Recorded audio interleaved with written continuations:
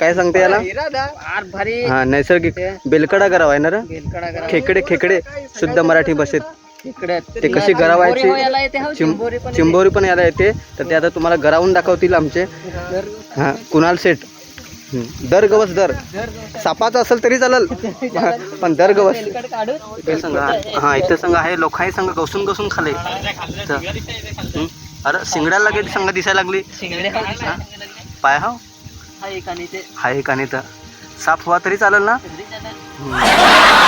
दररोज. तर काय हा येतो का नाही. हे इकडे आमचे मित्र आहेत, ते पण बघतायत तिकडे. हा हात बीत दाखवतात मस्तपैकी पटापट. चावलाय का नाही चावा.